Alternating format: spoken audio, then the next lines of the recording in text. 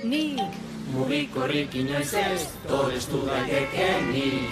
Inoiz ez, smartphone berririk berritzeatik soilik. Orain, Euskaltelen bezero izateagatik estrenatu Samsung 5G tolesgarri hau. Eta gero estrenatu mugikorra 2 urtean behin. Euskaltel, zer nahi duzu bihar?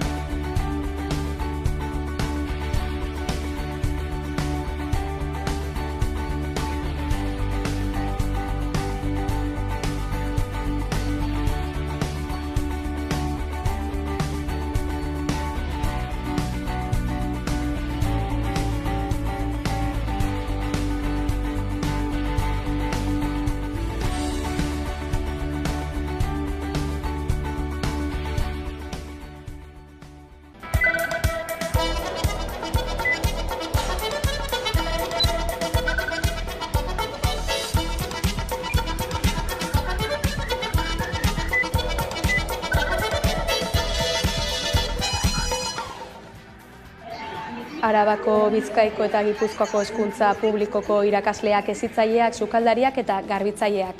Horiek hartu dituzte gaur Donostiako, Bilboko eta Gasteizko kaleak. Euskal hezkuntza publikoa indartzeko lan baldintzak hobetu lelopean egin dituzte mobilizazioak. Gipuzkoako hiriburuko manifestazioa bulebarretik abiatu da eta hezkuntza arloko langilez gain familiak ere bertan izan dira.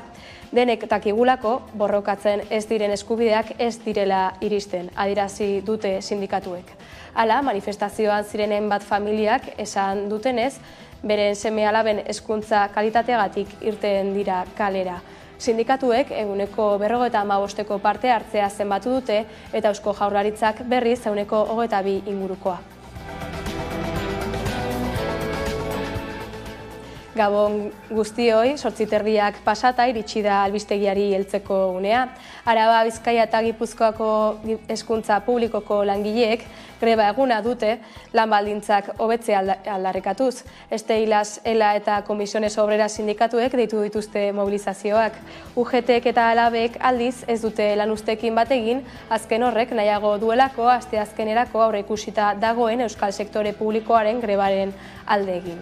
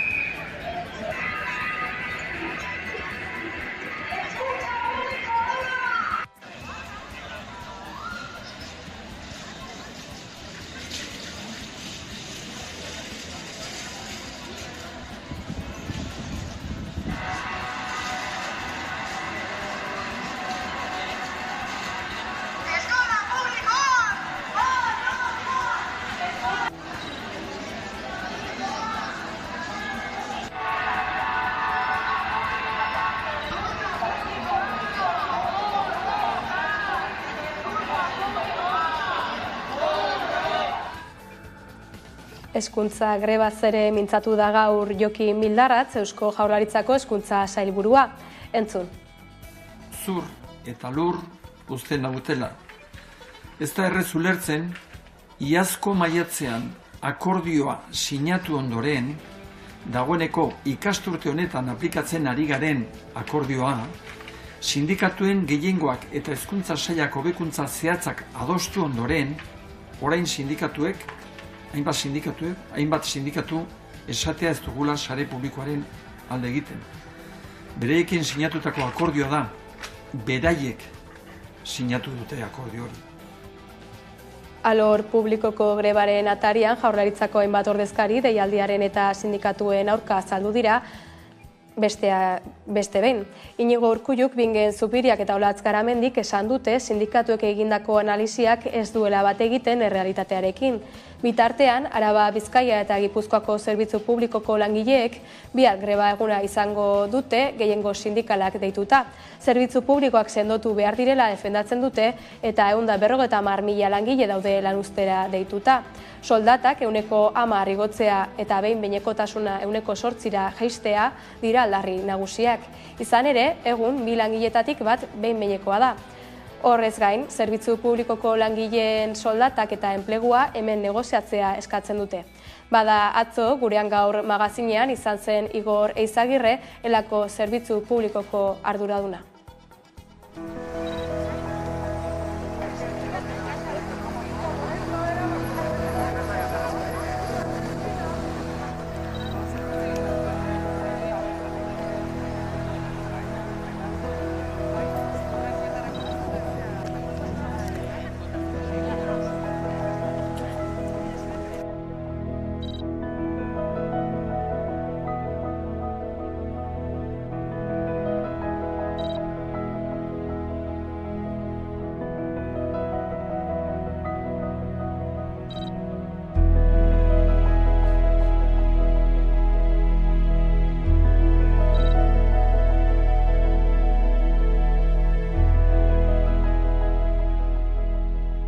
Azken urteetan inoizko diru sarrerik altuenak ditugu eta datuak hor daude. Ez da egia gaur 1000 langiletik bat behin-behineko dela sektore publikoan. Ez da egia gaur 100.000 langile publiko daudela azpikontratatuta. Hau da, zerbitzu publikoak aurrera eramaten, hirugarren batek negozio egiten du langileen lan baldintzen kultura eta gizarteari ematen zaion lan baldintzara dira. Ez da egia azken 10 urteetan ez dela inola ere negoziaziorako akordio bat eman. Behingoz, guazen hemen erabakitzera zerbitzu publikoa. Behin lerroburuak amaituta euskara gaiekin hasiko gara. Gazte euskaltzaleen sareak agerraldia egin zuen atzo Kontseiluak azaroaren 4ko antolatu duen manifestazioari atxikimendua adierazteko. Gazteek iragarri zuten euren blokea eratuko dutela euskararen kontrako oldarraldia salatzeko manifestazioan. Euskaldunok erasoaldi izugarria ari gara jasaten. Oldarraldi judiziala izan da ofentsiba honen azken adierazle garbiena. Baina Euskaldunon aurkako oldarraldi judiziala izateaz gain, politikoa, soziala eta ideologikoa ere bada. Toki batzuetan oraindik eta larriagoa da egoera. Nafarroa eta iparraldean kasu. Nafarroako zonifikazioa euskara herritarrongandik urruntzeeko helburua du. Gure belaunaldiarentzat sinestezina da oraindik jaiogaren tokien jaiotzeagatik Nafarroa hirutan zatituta ikustea. Urteak aurrera doaz, baina hemen gauza batzuek estankatuta jarraitzen dute. Aurrera egiteko ezintasun hori guretzat atzera joatea da. Eta orain aurrera egiteko garaia da.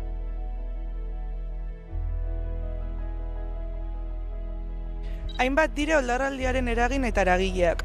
Alde batetik komunikabide batzuek geroz eta lotza eta disimulu txikiagoarekin auspotzen duten gezurra daukagu. Euskaldunok privilegiatu eta inposatzaile modura saltzen gaituen errelatu tranpatia. Euskal herritarrak euskaratik urruntzeko asmoz. Baina euskara gizarte kohesiorako tresna da, belaunaldi berriak ahalduntzeko tresna da, jendartea herri honen komunitatera lotzeko tresna da. Tresna baliotsu eta erabilgarria alegia. Sarritan esan izan dugu, euskara ez dela berez aurrera joango, aurrera eraman behar dugula guk guztiok.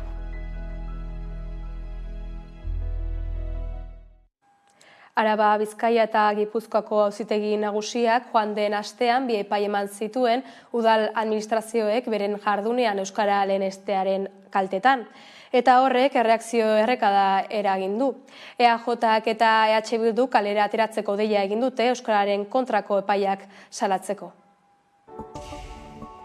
Zoritxarrez kontrako norantzan datoz azken aldian epaitegietatik jasotako sententziak. Gero eta argiago geratzen ari baita, kasuan kasuko ebazpenetatik haragoko joera bat dela oldarraldi judizial bat. Are, euskararen normalizazio prozesua trabatu eta egindako bidean atzera pausoak eragiteko olatu erreakzionario atzerakoi eta euskarafoboa. Hartutako erabakiak bertan bera uzten dituzte tribunalek eta iruditzen zaigu hori azken batean nazio gisa garen horri uko egiten diola eta hori ez dela onargarria. Horregatik uste dugu iritsi dela momentua gehiengo horiek ere artikulatzekoa. 2019an onartutako dekretuak Euskadiko toki erakundei buruzko legea garatzen du eta 2016ko lege hau adostasun zabalarekin onartu zen legebiltzarrean. Hizkuntzen kudeaketari dagokion aplikazioak ez du inolako arazorik sortu udalerrietan. Herritar guztien hizkuntza eskubideak errespetatzen dituelako. Epaia ez da behin betikoa, ez gaude konforme esaten duenarekin eta errekurtsoa aurkeztuko du. Kezkagarria da pentsatzea gaztelania eta euskara maila berean daudela. Kezkagarria da euskarak ez duela babes berezirik behar pentsatzea. Euskara gaiei amaiera emanez, Euskal Konfederazioak agerraldia egin zuen urriaren 20an Baionan, Euskararen erakunde publikoa osatzen duten 4 partaidei eskatzeko proposa dezatela Euskararen geroa segurtatuko duen hizkuntza politika bat. Euskararen bizirautea segurtatzeko 2050an Euskaldunen kopurua 30% izan dadin, nola egin galdetu dute.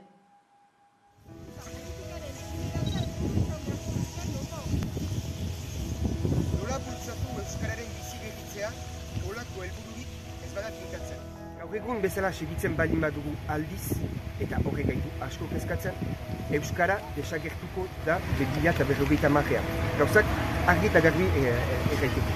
Beraz, gaur egun galdetzen duguna da, gidaritza hartzen duen lehendakari berri horri, biogune bat hartzea Euskarak etorkizun bat izan dezake.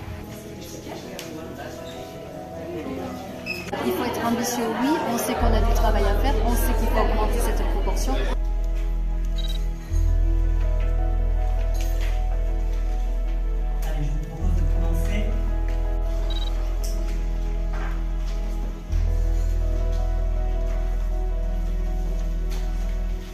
Hizkuntza politika publikoa ausartak finkatuz eta sinergian lan eginez euskalgintzako aktorekin, euskarari etorkizun bat emaitea posible da.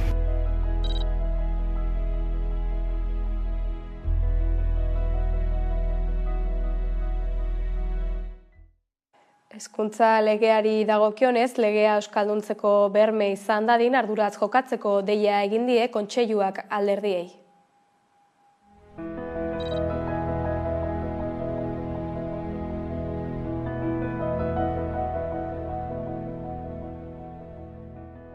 Arduraz jokatzeko eskatzen diegu alderdi politikoei.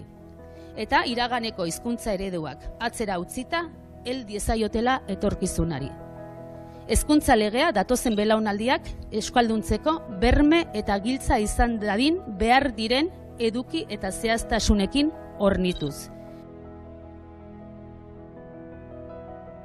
Eta tokatzen dena da rigorezko eztabaida bat egitea, bai teknikoki ikuspegi pedagogiko argiak jartzea. Esatea zertan oinarritzen garen gauzak esaten ditugunean. Eta ondo argudiatzea ikuspegi pedagogiko. Eta baita ere ikuspegi juridikotik. Hezkuntza lege berriaren ekarpena estrategikoa izango da. Lehen aldiz ikuspegi integrala duen lege bat izango dugu sistema osoa arautuko duena. Hau lortzeko hezkuntza hitzarmenaren prozesua eredugarria izan da. Denbora luzez hitz egin, eztabaidatu eta adostasunak lortu ditugu hezkuntza hobe baten alde. Hori da lehen etsi behar dugun helburua. Bada, gaur hezkuntza legearen erreformaren aurka mobilizatu da Gasteizen ikasle abertzaleak. Dozenaka lagun elkarretaratu dira hezkuntza lege berriari ezetz esateko.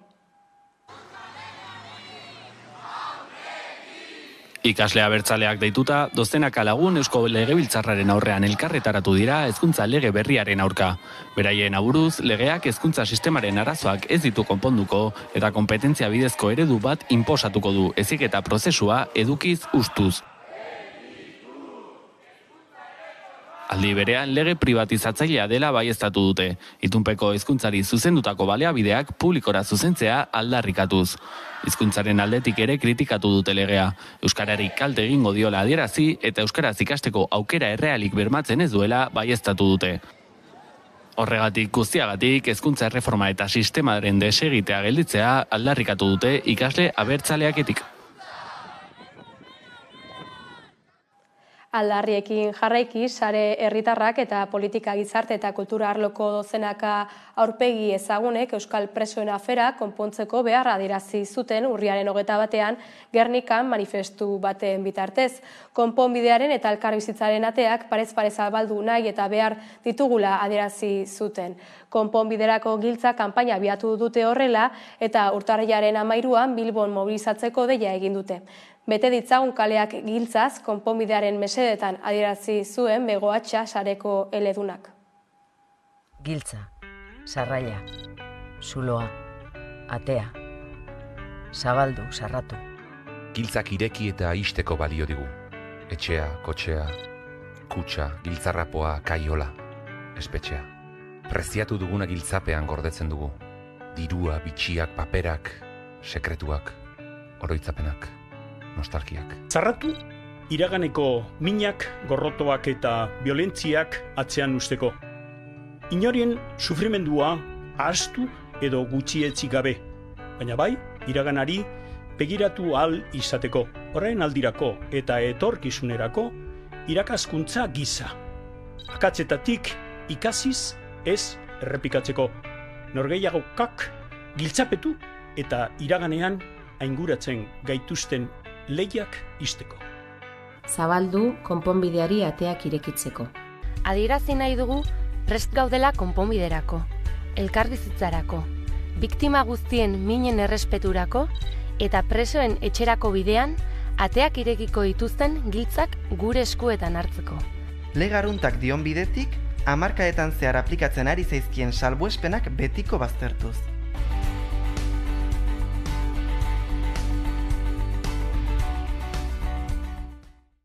Urdaibaien eraiki nahi duten Guggenheim proiektuari dagokionez, Guggenheim Urdaibai Stop herri mugimenduak deituta eskualde horretan museoa eraikitzeko proiektuaren aurkako manifestazio zaratatxua egingo dute larun batean.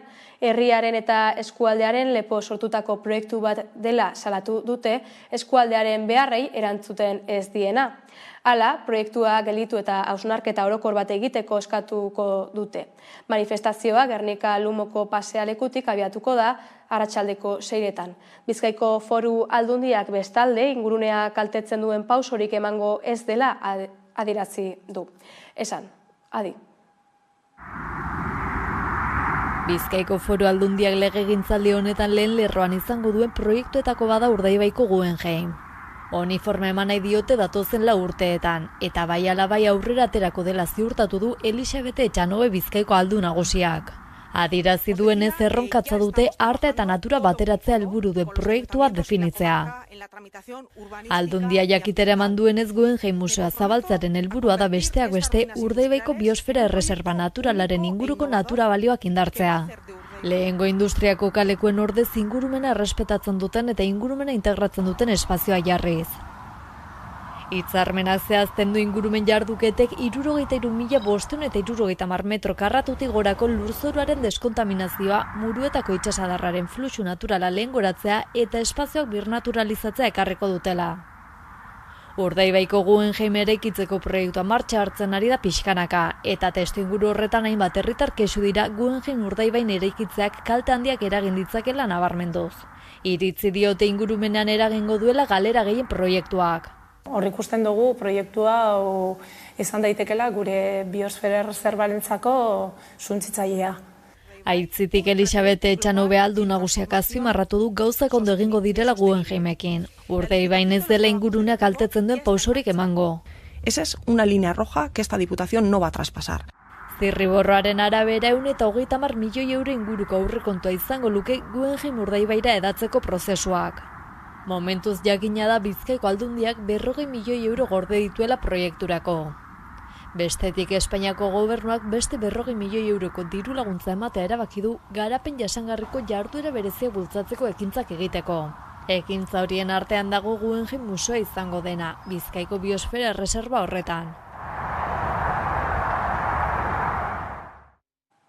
Herrigintza eta udalgintzatik jaiotako proiektu eraldatzaileak izan dituzte hizpide burujabetzak jardunaldietan. 3 eguneko jardunaldiak izan dira eta hitzaldiak mahai inguruak eta topaketak egin dituzte besteak beste. 2. egunean esaterako 4 arloren inguruan hausnartu zuten zaintzaren, hezkuntzaren, elikaduraren eta lanaren inguruan.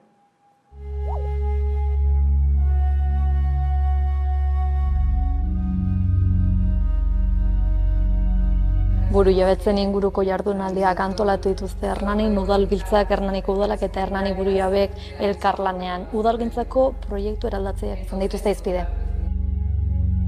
Bada 2 urte guk Hernani burujabe egitasmoa martxan jarri genuna, oinarrian tokiko garapen jasangarriaz dihardun herri egitasmo bat da eta burujabetza klabetan diharduna, ez?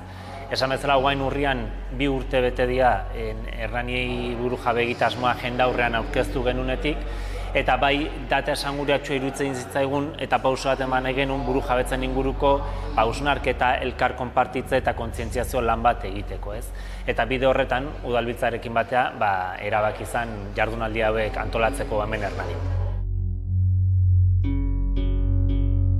Burujabetza sektorialekin herritarren beharrak, oinarrizko beharrenak bertatik erantzutea da, ez? Pandemiak ageriagoan utzi bazun ere aspalditik dator krisi kapitalista bat martxan. Pandemiak areagotu baino igual errazago ikusarazi zigun hori, egoera zatzak bagenitun herrietan oinarrizko beharrei sistema kapitalista horrek etziela erantzunik ematen eta modu komunitarioan lan eginda erantzuna ematen zitzaiela, ez?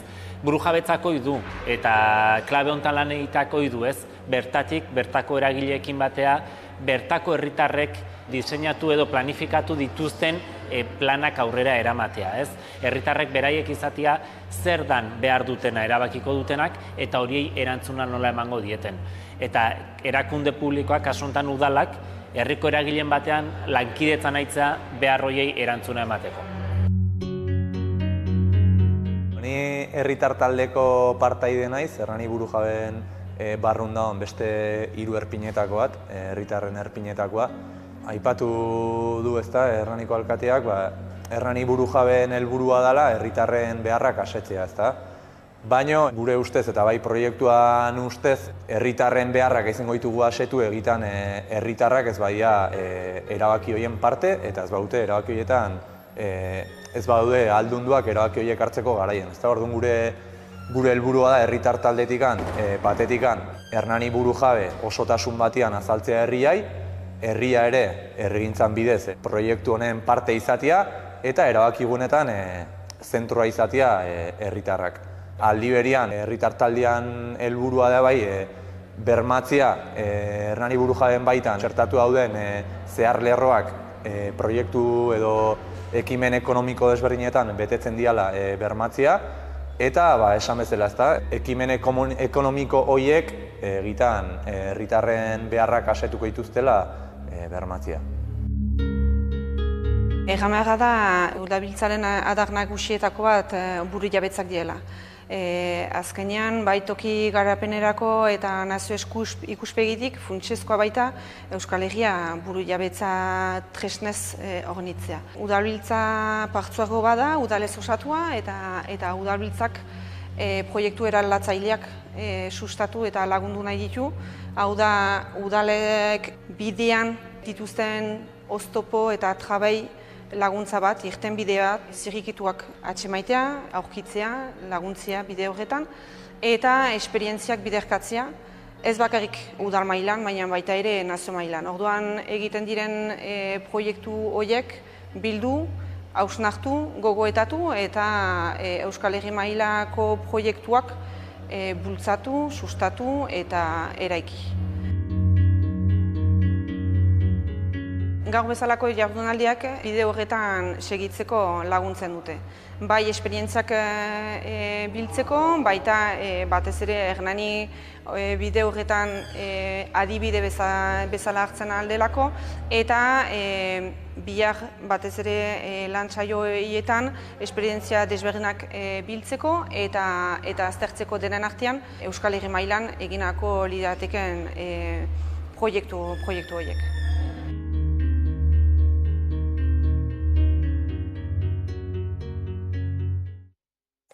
Jardunaldietan, zaintza zaritu da Emagin elkarteko Miren Aranguren. Aipatu duenez, zaintza betidanik guztiok gutxietxi dugun arloa izan da, eta oraindik oso gutxiri interesatzen zaien gaia. Zaintza sistema publiko komunitario bat eraikitzeko bidean, hainbat indargune aipatu ditu. Zaintza burujabetzaren inguruan jardun dugu, jakinda oraindik bide oso luzea gelditzen zaigula horren definizioan, eta bide oso luzea era berean Euskal Zaintza Sistema Publiko Komunitarioa deitzen dugun hori definitzeko. Gako batzuk eman ditugu, eta nik uste importanteak diala, bata eragileen arteko harremana, eragile udal saietakoa, erakunde artekoa, ehun sozial eta komunitarioarena, baita jardun dugu pixka bat ehun ekonomikoak izan beharko luken funtzioaren inguruan, gaur-gaurkoz dakagulako negozioa egiten duten enpresa pribatu asko, eta bestelakoak ere, baina nagusitzen da. Eta hori dana nola artikulatu ikusi beharko dugu aurrerantzean. Hernanin badaramatzagu urte batzuk zaintzaren inguruan lanketa egiten, zaintzak demokratizatzeko bidean Hernanin eman beharreko pausuak adosten, eta tartean auzozaintza proiektua sortu dugu. Auzozaintza proiektuan bakardade egoera ez hautatuan dauden adineko pertsonei berriro ere komunitatera konektatzeko ibilbide bat irudikatzen zaie, eta ibilbide hori egiten laguntzeko bidelagun figura bat sortu da, eta horretan zaintza lanen kooperatiba osatu zuten emakume migratuak ari dira lanean, bakarrik dauden emakume askotan hoien eta komunitatearen arteko lotura berriz eginez, ez?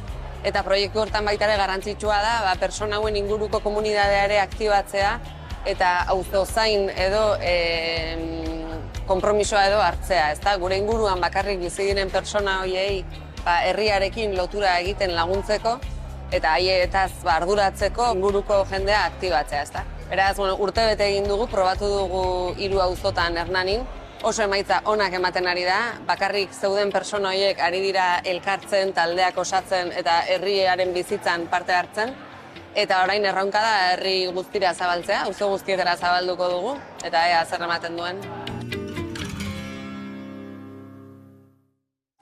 Behin zaintza aipatuta, zaintzadi Oiartzungo udalak sortutako zaintza ekosistema publiko komunitarioaren inguruko xehetasunak dakarkigu. Bakardadea eta isolamendua bizi duten pertsona helduen zaintza komunitarioa bermatzeko asmoa du proiektuak. Adi. Oiartzungo udalak duela urtebete abiatu zuen zaintzadi proiektua hautazkoa ez den bakardade egoeran dauden Oiartzungo helduen bizikalitatea hobetzeko zaintza sare publiko komunitarioaren bitartez. Zaintzadi proiektua martxan jarri genuen dula urte pasatxoia. Zaintzan inguruan hainbat buelta eman dizkiogu bai udal barruan eta herri mailan ebazeon kezka bat. Zaintza familiengan eroiden lan bat izan delako, edo instituzioengan askotan, ez?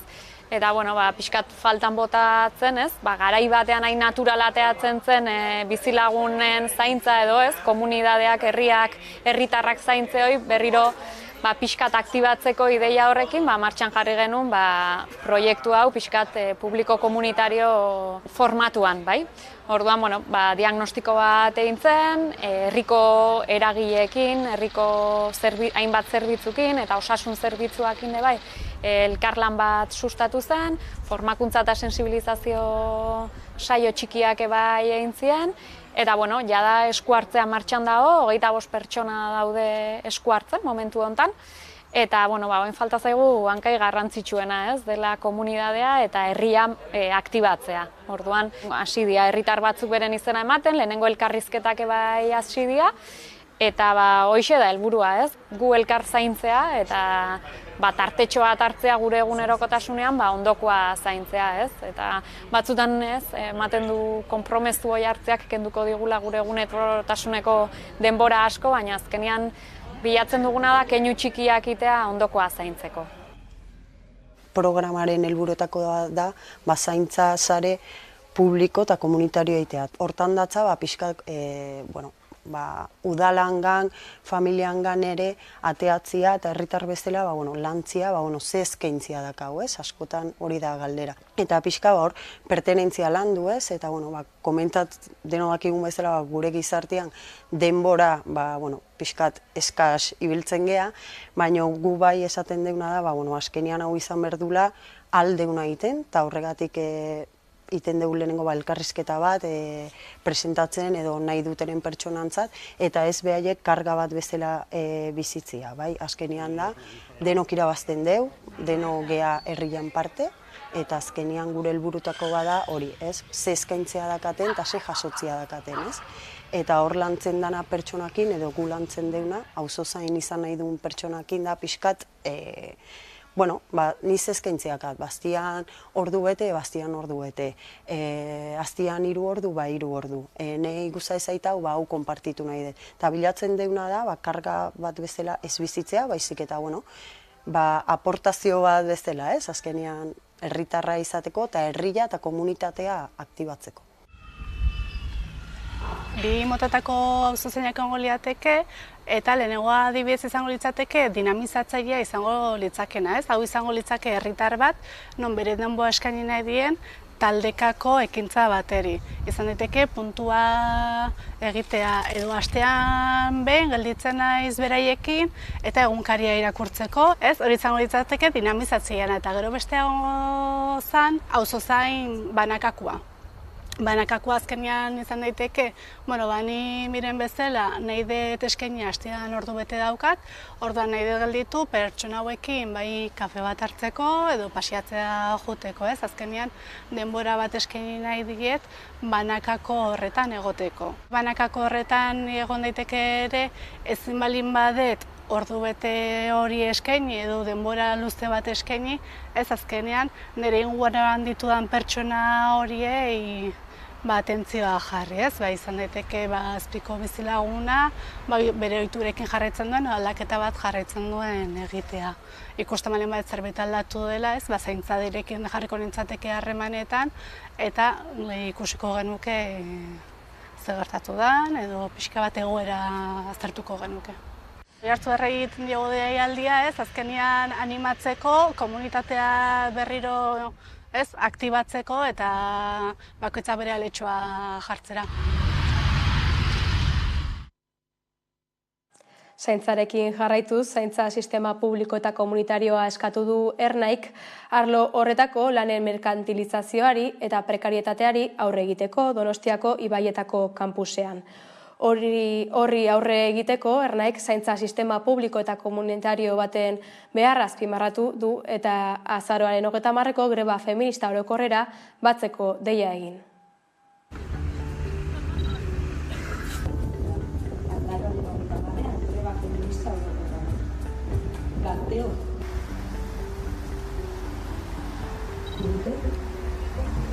Darri nahi duten etorkizuna. Azaroaren 30ean greba feminista orokorra. Gazteok grebara. Nahi jartzen baldin bagaituzte.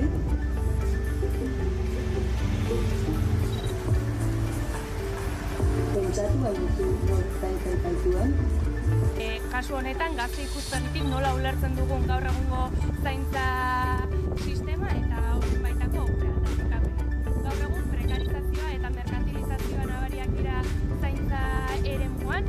Neska gazteok gure gain ere bereziki nabaritzen duguna praktikak, zaintza lana, kumeak zaintzen eta abar luze batetan, eta ikusten dugu etorkizun batean ere zaintza behar hauek areagotzen joango direla demografikoki ere gure gizartea horrela doalako, eta Ernaik honen aurrean esan nahi du orain dela momentua ekiteko, orain dela momentua gure eskubideak borrokatzen jarraitzeko, prekarizazio prozesu hau endetzeko, bestela, zer aldatu ezean, gure gurasoak, baino 5 pertsona gehiago, 5 aldiz gehiago zaintzea tokatuko zaigu gure kabuz, eta hemen behar duguna bada zaintza sistema publiko komunitario sendo bat. Jarraian, Iruñera joko dugu, Herripagaina duela 12 urte eraikitzen hasi zen Iruñeko auzora. Bertako auzokideak kexu dira zerbitzurik ez dutelako, izan ere auzoa eraiki den lurrak 4 udalerri desberdin hartzen ditu. Duela 12 urte, eraikitzen hasi zen Iruñeko auzoa da Erripagaina. Auzokideak kexu dira zerbitzurik ez dutelako bertan. Izan ere, auzoa eraiki den lurra 4 udalerri desberdin hartzen dituelako. Iruñea, Burlata, Uarte eta Eguesibar. Auzoak ia 13.000 auzokide ditu erroldaturik. Naiz eta zehazki ez dagoen daturik, izan ere udalerritan banaturik dagoenez, zaila da guztiz datu horiek zeintzuk diren zehazki jakitea. Bueno, Erripagainan gaude, Erripagaina orain dela 20 urte edo sortu zen, PESIS figura baten bidez, baina berezitasuna da 4 udalena dela. 4 udalek badute hemen zati bat. Bai, mendebaldean dugu Iruña, gero ekialdean bi punta batean dago Eguesibarren partea eta bestea Uarte. Eta zati handiena Burlatarena da. Eta arazoa izan zen, urbanizazio berri bat egin zutela, 4 udalena izan arren, zieran inork ez zuen pentsatu gero nola gobernatu tokia, nork egin behar zuen ze zerbitzu, zuk hau, orduan zieratik inor zen arduratu hortaz, eta arazo hori izan dugu 20 urte hautan, eta orain ja arazoa potoloa da, iaia 13.000 biztalei dugu, eta klaro, behar handiak, premio handiak eta zerbitzurik ez. Bakarri baitugu, oinarrizkoenak, ez da, argiteria publikoa edo errepideak eta garbitasun zerbitzuak, hori derrigorrez eman behar dute udalek. Baina ja, dotazio potenteak ez dugu. Adibidez, osasun etxea, eskolak, kultur edo kirol instalazioak, hori ja ez dugu ezer, hortaz. Auzokideak biziki kexu dira egoerarekin. Eta arazoa da Sala udaletxeen arteko auzo bat dela. Avenida, Erripagaina etorbidea dugu hor, eta Eguesibarren hasten da, Burlatan jarraitzen du, eta hango etorbideko zatia Iruñekoa da. Si hubiera vivido en Sarriguren, pues me hubieran dado una ayuda de alquiler, pero al no pertenecer a Sarriguren, pues no me la dieron. Oztopo nagusia gaur egun osasun zentroaren kontua da, 4 udalerritan banatua dagoenez, Sarrigurenera joan behar gara, eta aurre eskolen arira ere Burlatara eraman behar dut. Hemen egongo balitz, errazago izango genuke. Fizikoki argi dago auzo bat garela, edo unitate bat garela. Eta eguneroko bizitzan ere, hala da, gu sentitzen gara Erripagaindarra garela, baina gero bakoitza administratiboki udalerri batekoa da, eta teorian udalerri horretara joan behar du bakoitza zerbitzuen bila. Eta gainera planifikazioan, urbanismo planean, zerbitzu horiek hor jarrita badaude, baina inork ez du zer egin, inork ez du garatu, ez Nafarroko gobernuak, ez udalek ere. Auzo elkartean, kristolana dugu, ze administrazio askorekin harremanetan jarri behar dugu, 4 udal eta gobernua, eta oso zaila da.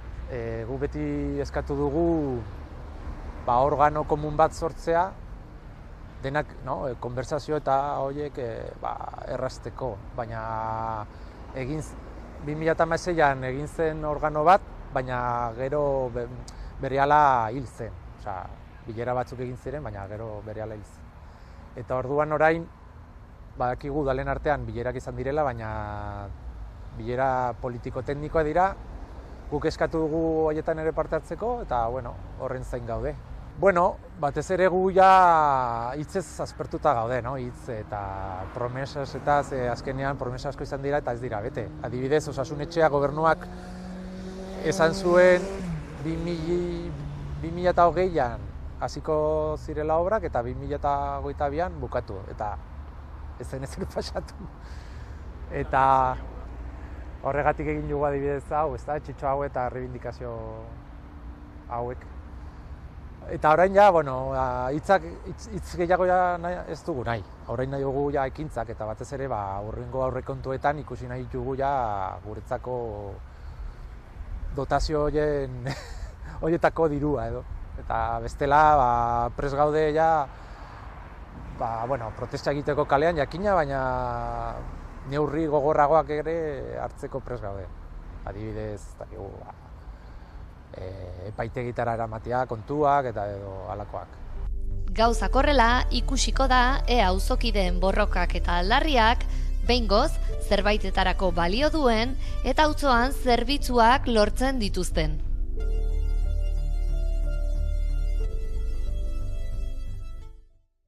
Langileen grebei dagokionez, lerroburuetan ere aipatu dugun bezala, Araba, Bizkaia eta Gipuzkoako zerbitzu publikoko langileek bihar greba eguna izango dute gehiengo sindikalak deituta.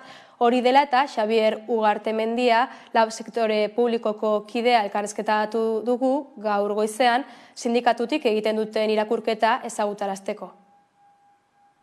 Grebara deitu duzu Araba, Bizkaia eta Gipuzkoan joan den astean bilerak egin nahi izan zenituzten administrazioko ordezkariekin, egia da ez zirela bertaratu gehiengoa, ziren bertaratu Espainiako ordezkariak egia da bai egon zirela, eta atzokoan hori da, Elkarrekin Podemos eta EH Bildurekin bilerak eduki zenituzten, eta testuinguru horretan, Jaurlaritza gero eta kritikoago agertzen ari da zerbitzu publikoan deitutako grebaren harira. Zer duzu esateko horren inguruan?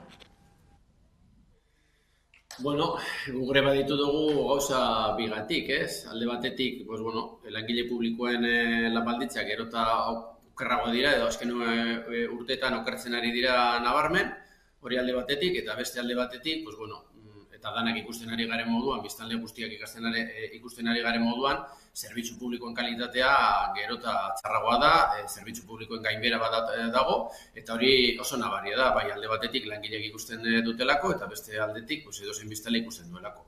Horren aurrean, Jaurlaritzak oasis baten bizi garela irudikatu nahi du, gezurrezko oasi batean, eta horri dator apurbet Urkullu botatako adierazpenak, baina, adierazpen hutsak dira, ez?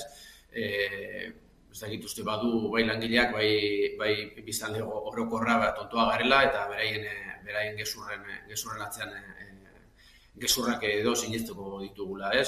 Horregatik daude greba dituta, langile publiko guztia dituta dauden greba bat, eta hori dira apurbet gure aldarrikapenak. Hondek negoziatzeko borondate eza erakutsi dute, zuek bitartean prestutasuna adirazi duzu ez, negoziatzeko prest zaudetela, zerbitzu publikoak sendotu behar direla defendatzen duzue, eta horrez gain, zerbitzu publikoko langileen soldatak eta enplegua hemen negoziatzea eskatzen duzue. Hori posiblea bada? Bai, guk uste dugu hori borondate falta dela eta gure erakundei hori da falta zaiena, ez, borondatea. Azkenengoko urteetan, azkenengo hamarkadan, arlo publikoko mai gehienak bihurtu dira ez negoziatzeko mai bat, mai orokorra, EAeko mai orokorra horrein adierazle argia da.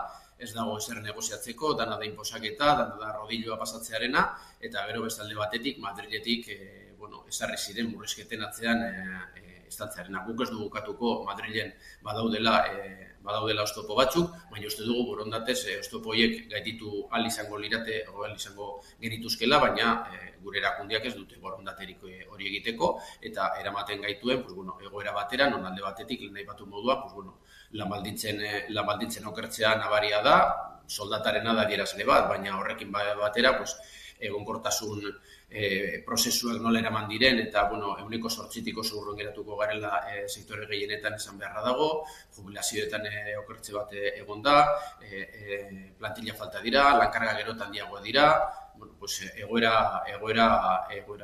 jasan ezina bihurtzen ari da, eta pasadan urtetatik edo pasadan kursoetan ikusi ditugu nola sektore desberdinetan, arlo publikoan egon direla mobilizazioak, grebak eta eta beste hainbat, Osakidetzan, hezkuntzan eta beste justizian eta beste hainbat tokitan, eta orain egin duguna da, apur bat, borroka guzti horiek batu, eta, estalki orokor baten barruan sartu, eta, arlo publikoko osoko greba eta mobilizazio plantamentu bat egitearena, nahikoa dalako pairatzen ari garen egoera. Bai alde batetik lan baldintzen okertzearekin, eta berton negoziatzea, eta berton erabakitzearena gure lan baldintzak, eta bestetik, azkenen urtetan, zerbitzu publikoen kalitatearen gainbehera hori frenoa jartzeko, privatizazioari frenoa jartzeko, eta zerbitzu publikoen indartze bat exigitzeko gure erakundei.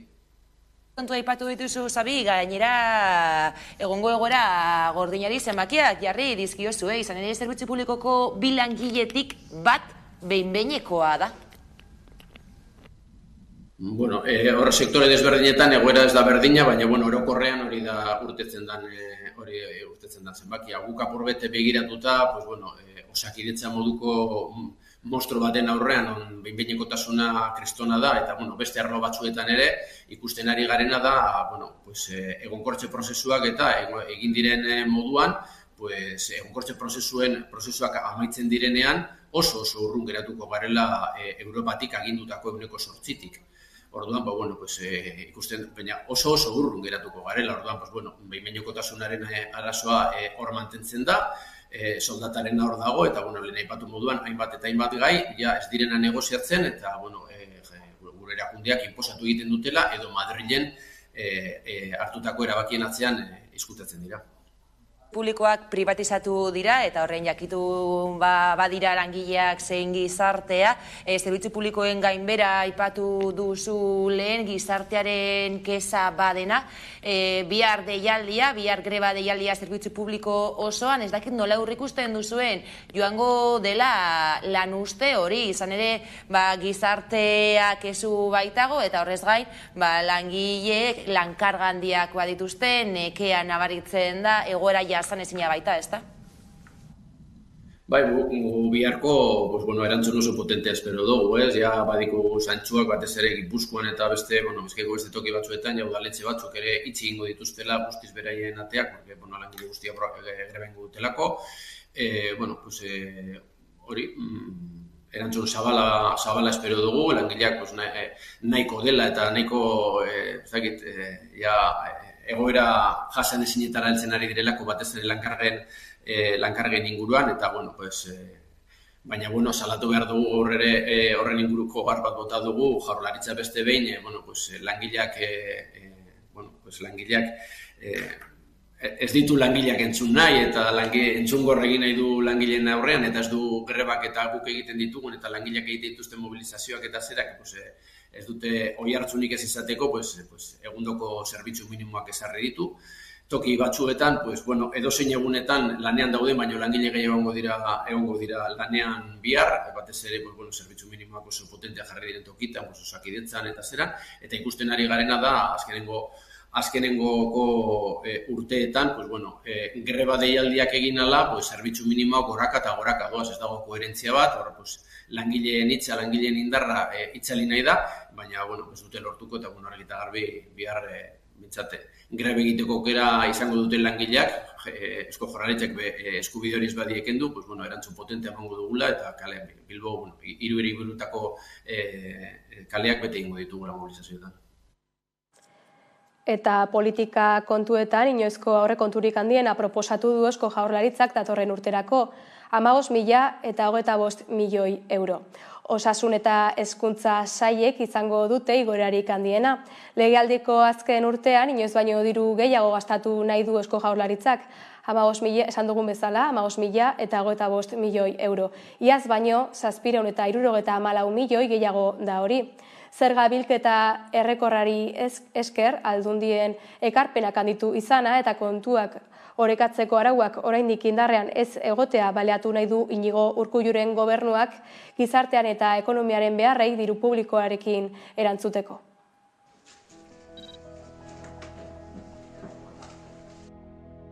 Gaur onartu dugu 2024ko aurrekontu orokorren proiektua. 15.000 25,4 mila ziurgabetasun globalek markatutakoa.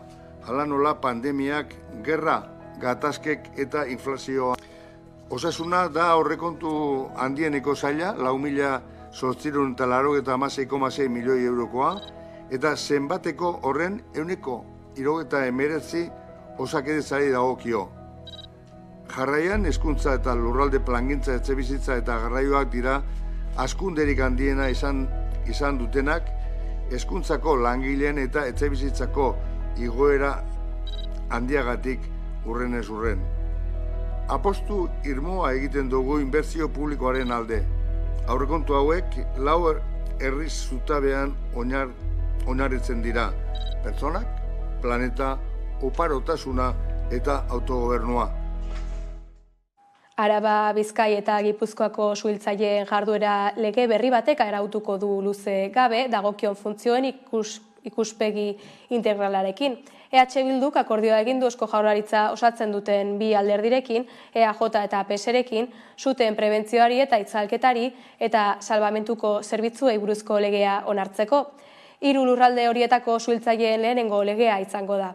Eusko Legebiltzarrak azaroan onartuko du lege berria, babes zabal batekin. Zerbitzuen funtzioen katalogo zabal bat definitzen da. Zeinaren bitartez, zaharkitu abaldituen eskema baitezunen suhiltzailea berdin zua izan zen duena gehiago gehiago eskema horretatik. Suhiltzaileak larrialdi mota guztietan funtzioan izan dituzten agenteak bezala definitzen gara, lanaren unelako erlatikari egituz. Horretaz gain, zerbitzuen barruan kategoria bakoitzaren funtzioak modu koherentian definitzen dira, aginte eskalak argitzen dira eta zerbitzu guztietan hiru aginte maila programatzen dira. Zerbitzuetan komunikazio operadorearen figura eskatzen da. Genero ikuspuntu batetik emakumeen eskubideak zabaltzen dira.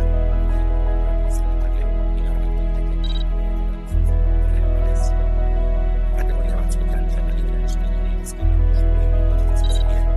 eta azkenik suntxezko kultu gisa bere azkenaldia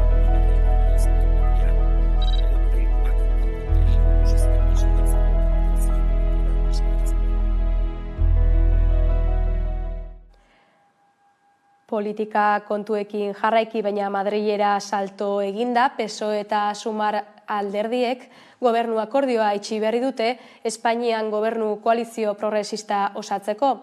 Hainbat astean aritu ondoren, PSOEk eta Sumarrek koalizio gobernu bat osatzeko akordioa itxi zuten atzo, azken orduan, eta Yolanda Díaz Sumarreko lider eta Espainiako gobernuko jarduneko bigarren presidente ordeak gaur nabarmendu du, hobeto bizitzeko ituna dela bi indar politikoek sinatutakoa, hori aurkezteko Pedro Sánchez Espainiako gobernuko jarduneko presidente eta PSOEko idazkari nagusiarekin egindako agerraldian. Sánchezek esan duenez egonkortasuna, elkarbizitza eta aurrera bidea helburu duten 230 neurri jasotzen ditu akordioak eta denetan deigarriena da asteko lanaldia 37,5 ordura murriztea 2025erako lansarian murrizketarik egin gabe. Hau da, asteko 5 egunetan 7 ordu eta erdiko lanaldia edukitzea. Sánchezek adierazi du gainera datorren legegintzaldian guztientzako enplegua lortzea izango dutela lehentasun. Este acuerdo de gobierno sirve para servir y no lo debemos de olvidar nunca. Su único sentido es mejorar la vida de los españoles y las españolas, de las gentes de nuestro país.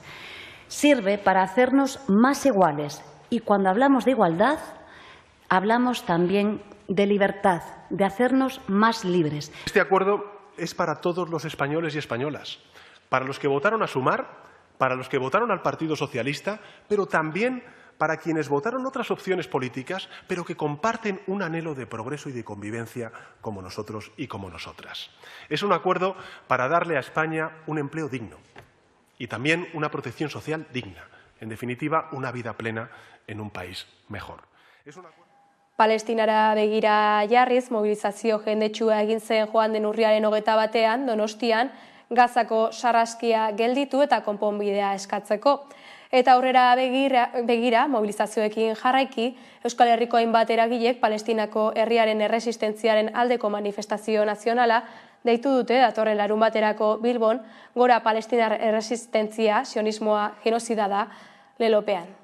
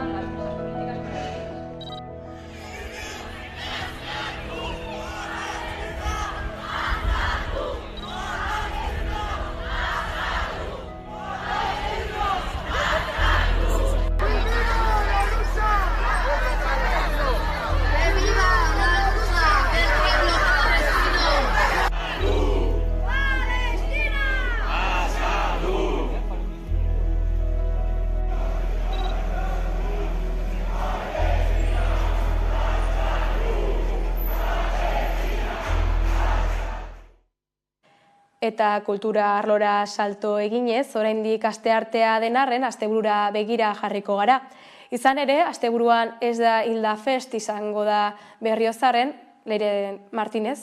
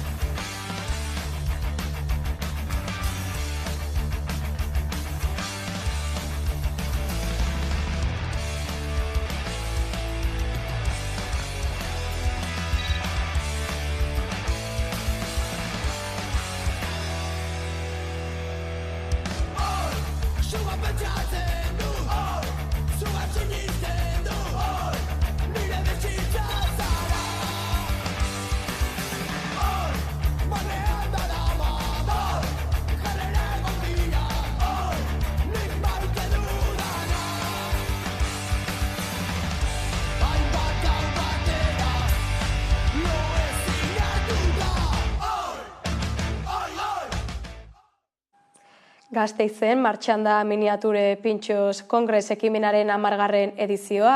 Gaurtik hasita eta ostiralera arte hiria miniaturan egindako sukaldaritzaz beteko da jarduera gastronomiko eta kultural ugarirekin. Ekimena arratsaldeko 6etan hasiko da Abastos merkatuan gilda txapelketarekin.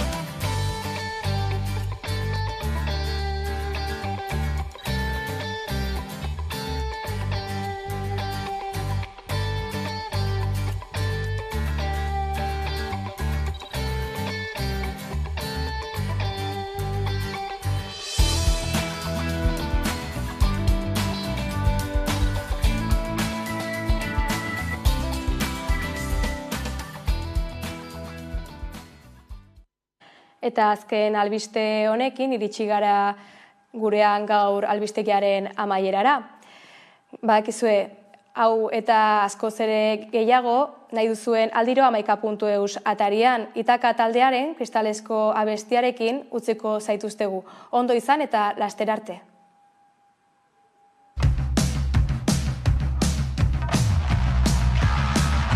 Zuten zuten esat.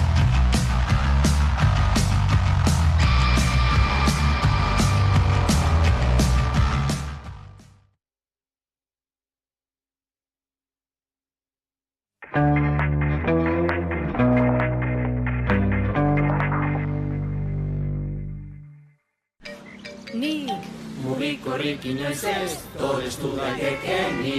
Inoiz ez, smartphone berririk berritzeatik soilik. Orain, Euskaltelen bezero izateagatik estrenatu Samsung 5G tolesgarri hau. Eta gero estrenatu mugikorra 2 urtean behin.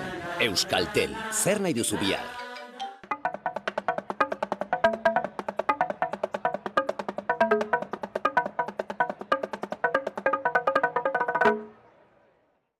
Ongi etorriak eme saiora, amatasunen inguruan hitz egiten dugun saioa. Mitoz betea dago haurdunaldia, eta erditzea. Zineman ikusi ditugun irudikapenetatik aratago gutxik ikusi dugu erditze bat. Xabel Aleman, emagina bazarena ere beste gauza askoren artean, baina ez dakit, agian zuk nola aurkeztuko zenuke burua gaur hemen? Ni lehenik emakume, gero emagina, eta gero ama. Ze orden hortan izan naiz. Beti erranen dut eta espero dut inoiz ez atentzia orduentxe sentitu nitzelani ahaldundua emakume bezala. Izan zen, ere lehendabiziko pensamentua, bera sortuta behala, nik unekin